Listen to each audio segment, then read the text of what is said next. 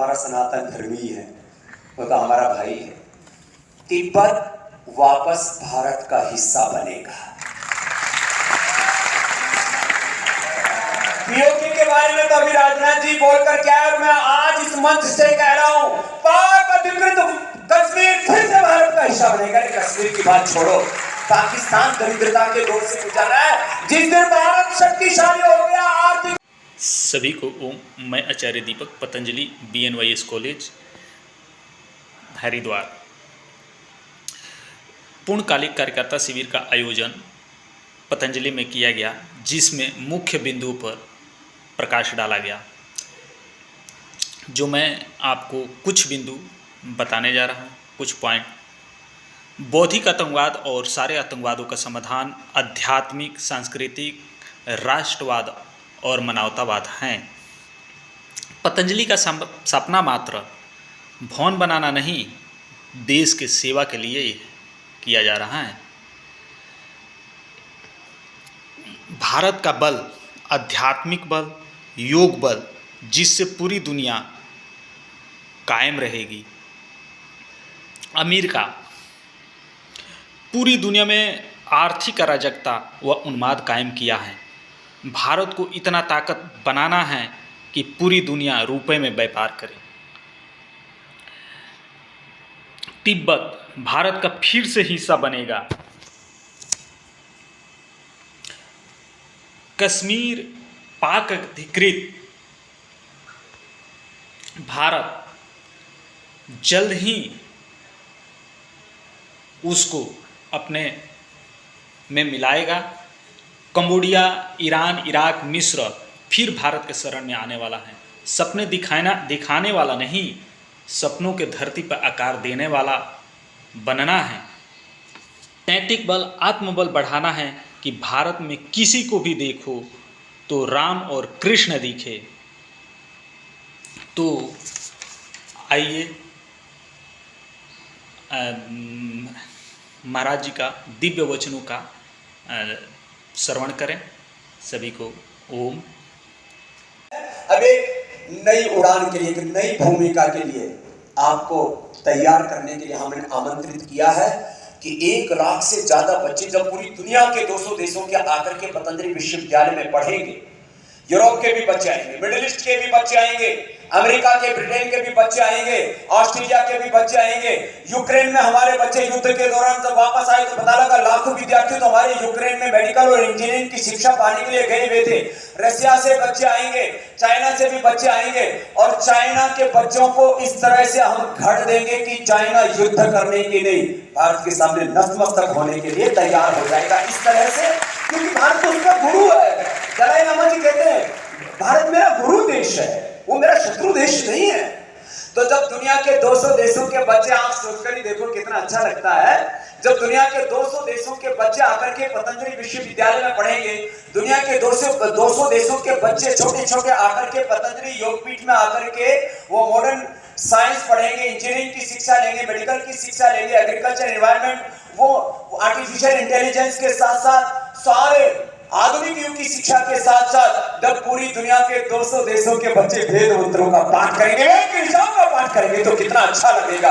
कि भगवत गीता का पाठ करेंगे, योग करेंगे। ये है सनातन की विश्व विजय की यात्रा। सनातनी संस्कृति के नाम पर अभी भी भारत में कहीं कहीं जो तनातनी चल रही है, ये सनातनी संस्कृति नहीं है। हम किसी को नीचा नहीं दिखाना चाहते। माना कि कुछ लोग यहां पर अपना अपना मजहबी एजेंडा चला रहे हैं, एक रिलीजियस टेररिज्म फैला रहे हैं। कुछ गजवाए हिंद का ख्वाब देखे बैठे हैं, कोई सिरकम से जुदा के नारे घड़ रहे हैं यहाँ पर, कोई पूरे देश को, पूरी दुनिया को इस्लाम में तब्दील करने की बात सोचता है, कोई पूरी दुनिया को ईसाईयत में तब्दील करने की बात सोचता है। हम किसी रिलीजियस टेररिज्म का ख्वाब नहीं देख रहे। और ये जो रिलीजियस टेररिज्म फैला रहे हैं, जो मेडिकल टेररिज्म फैला रहे हैं, मेडिकल अनार्की फैला है, जो पॉलिटिकल टेररिज्म, और एक तो और अलग ही तरह का टेररिज्म है, इंटेलेक्चुअल टेररिज्म, बौद्धिक आतंकवाद। इन सारे आतंकवादों का समाधान है आध्यात्मिक और सांस्कृतिक राष्ट्रवाद और मानवतावाद। ये है पतंजलि का सपना। और इस सपने को पूरा करने के लिए हम सुबह 4 बजे से लेकर के 10 बजे तक स्वयं तो पुरुषार्थ कर ही रहे हैं। आज से 30 साल पहले हमने यात्रा शुरू की योग, आयुर्वेद और स्वदेशी के साथ साथ अब वैदिक शिक्षा, भारतीय शिक्षा और भारतीय चिकित्सा के नूतन नव आयाम भरने के लिए हम इस समय एक नई उड़ान भरने के लिए जो प्रतिबद्ध है, तब मैं कहना चाहता हूं कि पतंजलि का सपना कोई मात्र भवन बनाना ही नहीं है। भवन तो बने हैं, पूरी दुनिया में जितना बड़ा किसी भी आध्यात्मिक स्पिरिचुअल इंस्टीट्यूशन के पास जो इंफ्रास्ट्रक्चर पतंजलि के पास है, और इंफ्रास्ट्रक्चर के साथ जो एक डिवाइन करेक्टर पतंजलि के पास है, वैसा किसी गैर सरकारी संस्था के पास नहीं है। ये भी आपको गौरव होना चाहिए कि पूरी दुनिया में इतने बड़े बड़े लोगों के पास साम्राज्य है, धन है, दौलत है, ऐश्वर्य है, आखिर पतंजलि क्या कर रहा है? तो पतंजलि एक नए विश्व के, एक नई दुनिया के, एक न्यू एजुकेशन सिस्टम के, न्यू मेडिकल सिस्टम के, एक न्यू सोशल सिस्टम के, एक डिवाइन पॉलिटिकल सिस्टम के, एक ऐसे सपने के साथ काम कर रहा है पतंजलि कि जहां पर पूरा विश्व एक परिवार भाव से एक दूसरे के साथ जुड़ जाए और सब प्रकार के भय, सब प्रकार की भ्रांतियों से, सब प्रकार के जो विघटनवादी जो सोच है, जो कुंठाएं हैं, उनसे देश बाहर निकले। अब इसके लिए मात्र एक अकेला व्यक्ति तो कार्य नहीं कर सकता, इसके लिए सबको थोड़ा थोड़ा अपने अपने हिस्से का पुरुषार्थ करना पड़ेगा। मैंने ये संकल्प लिया है कि मैं अकेला योग नहीं करूंगा, तो आज मेरे साथ सुबह उठ करके कम से कम 10-20 करोड़ लोग मेरे साथ मिलकर,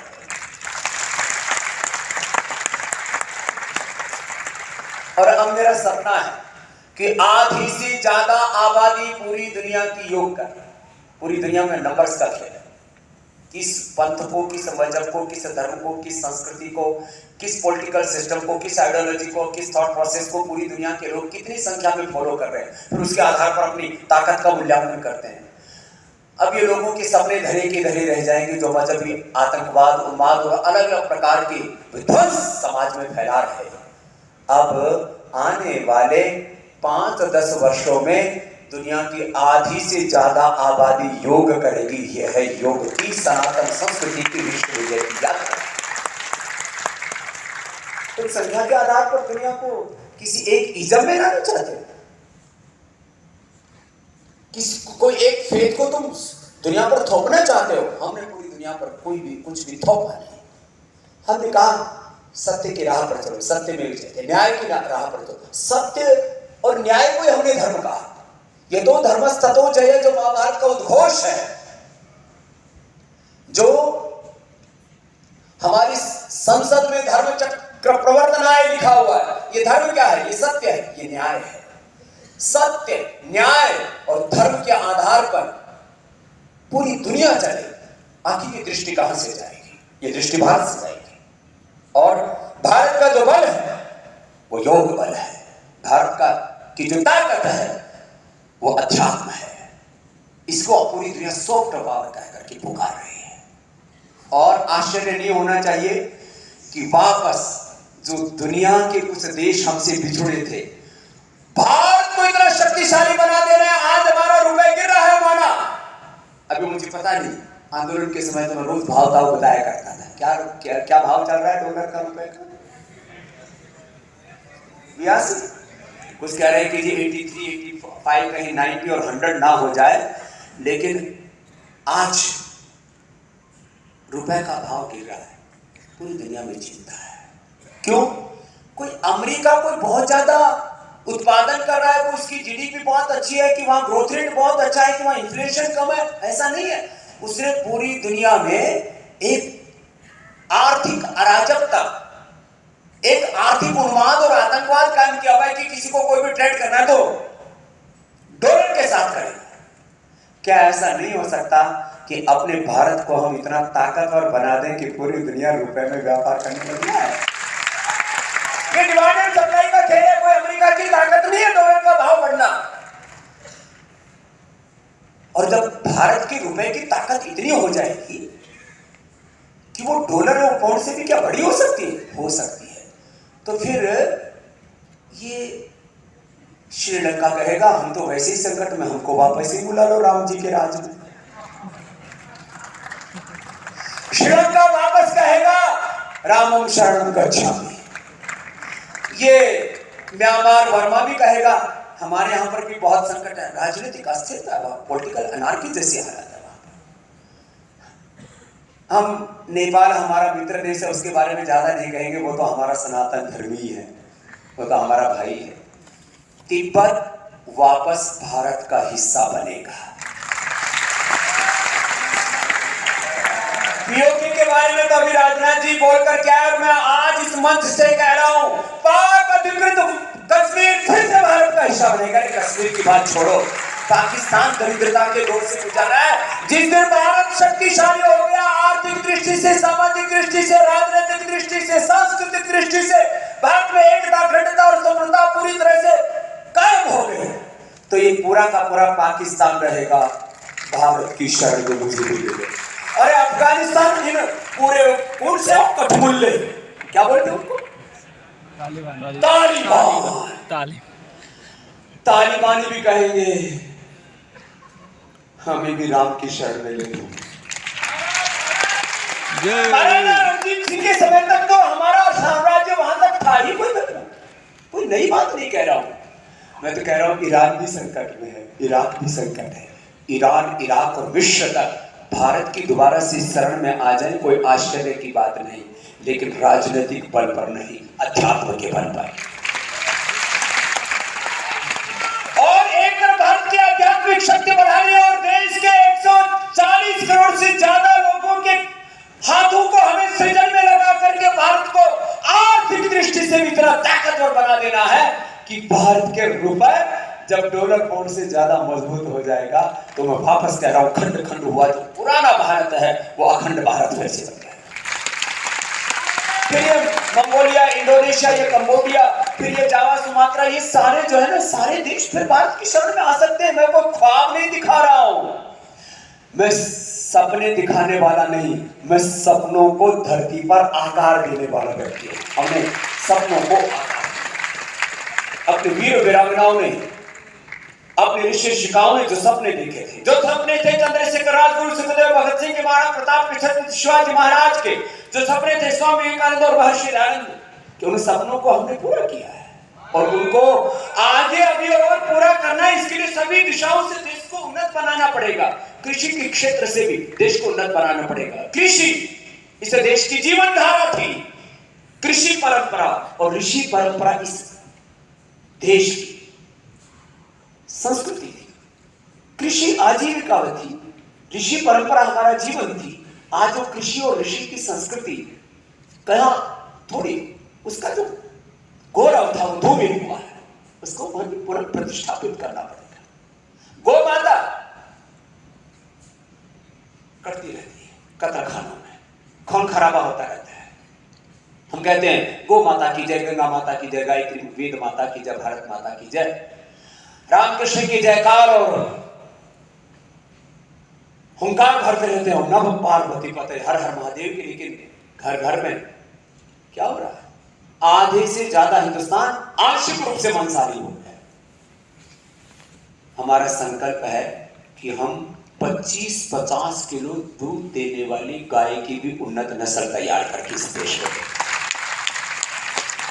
इस जीवन में मेरा संकल्प है कि 1 करोड़ से ज्यादा गौ माता तो ऐसी हम देकर के जाएंगे। ऐसा गोदान करेंगे। लोग गोदान करते हैं, जब तुम्हारी बेटी ब्याही जाती है तो गोदान करते हो, कन्यादान के साथ गोदान करते हो। फिर कभी कोई तुम्हारा बड़ा चला जाए संसार छोड़ के तो गोदान करते हो। भाई देखो, ना हमें कोई छोटी ब्यानी, ना हमें कोई पितरों का श्राद्ध करना, हम तो सन्यासी बन गए। लेकिन 1 करोड़ से ज्यादा उन्नत नस्ल की गोवंश को मैं दान करके जाऊंगा हिंदुस्तान, तब गौ माता बचेगी। तो ये जो संकल्प है, इन संकल्पों को आकार देने का काम पतंजलि कर रहा है। और कुछ लोग सोचते हैं कि राजनीति से बड़ा परिवर्तन आएगा। मैं कहता हूं राजसत्ता से परिवर्तन तो सदा धर्म सत्ता से आएगा, शासन से नहीं। आत्मानुशासन से ही दुनिया में परिवर्तन आता है, दुनिया का इतिहास साक्षी है। और भारत को तो शासकों ने बनाया ही नहीं, शासक तो ऋषि मुनियों की आज्ञा का पालन किया करते थे। शासक तो भगवान के प्रतिनिधि होकर के प्रजा की सेवा किया करते थे। भारत को किसी राजा महाराजा ने नहीं बनाया, भारत को बनाया भारत के ऋषि मुनियों ने। भद्रम छत्रिष्य सर्वदा तपो दीक्षा उपनिषेद दुरग्रे ततो राष्ट्रम बलमोजस जातम तदस्ति देवा। राजनीतिक बल से नहीं, अध्यात्म बल से, नैतिक बल से। नैतिक बल इतना हो हमारे देश के बच्चों का, देश के युवाओं का, कि उनके चरित्र पर कोई अंगुली ना उठा सके। आज माँ बहन बेटियों के साथ जब हम दुराचार देखते, कहीं पर हिंसा देखते, मॉब लिंचिंग देखते या कुछ भी, जब देश में इस तरह की विपरीत परिस्थितियां देखते हैं तो मुझे लगता है अरे कहां ऋषियों की संतान, कहां इतने गिर गए हम। वापस इस देश को इतना ज्यादा इसका नैतिक बल, इतना ज्यादा इसका आत्मबल बढ़ा देना है। भारत में किसी को भी देखो तो उसमें राम और कृष्ण का, सीता का चरित्र दिखे। चंदन है इस देश की माटी, तपोभूमि हर ग्राम है, हर बाला देवी की प्रतिभा, बच्चा बच्चा नाम है। ऐसा देश क्यों नहीं बना सकते हैं? और ऐसा देश गढ़ने के लिए पुरुषार्थ तो करना पड़ेगा, और उस पुरुषार्थ की पराकाष्ठा को हमने किया है 3 दशकों से नहीं। स्वामी रामदेव पिछले लगभग 45-50 वर्षों से अखंड योग और कर्म योग की साधना कर रहा है। निवृत्ति मूलक प्रवृत्ति कर रहा है, योग मूलक उद्योग कर रहा है, निष्काम भाव से अकर्ता होकर के कर्म कर रहा है, भगवान की पूजा मान करके, भारत माता की आराधना मान करके हम यहाँ पर कर्म कर